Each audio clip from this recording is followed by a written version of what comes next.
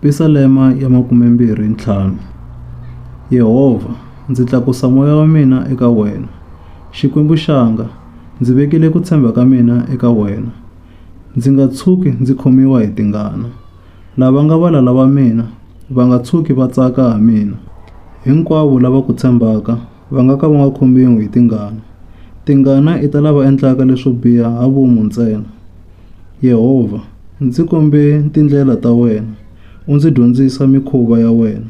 Ndzi fambise entiyiseni wa wena u ri karhi u ndzi dyondzisa, hikuva hi wena xikwembu xa ku hlayiseka ka mina. Hi masiku ndzi ku tshembile.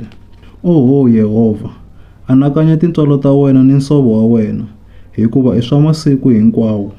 U nga anakanyi swidyoho swa vuntshwa bya mina ni ku tlula ka mina.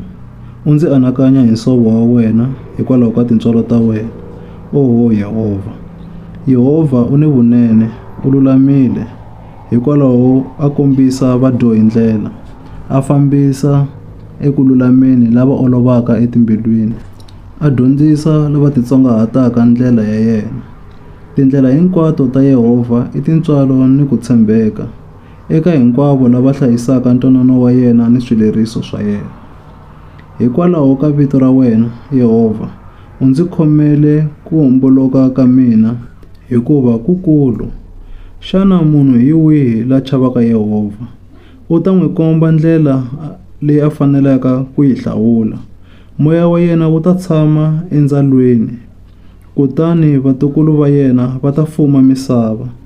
Makungu ya Yehova i ya lava n'wi chavaka, ku va dyondzisa ntwanano wa yena. Mahlo ya mina ma languta Yehova hi masiku, hikuva u tshunxile milenge ya mina entlhan'wini. Rhendzeleka eka mina, u ndzi tsetselela, hikuva ndzi ri swanga ndzi le khombyeni.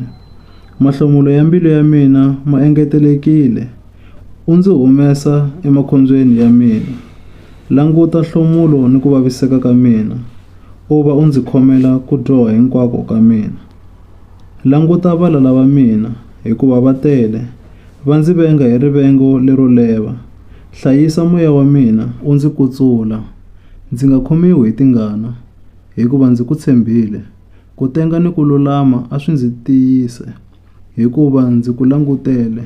Oho Xikwembu, ponisa Israyele emapfalweni ya yena hinkwawo.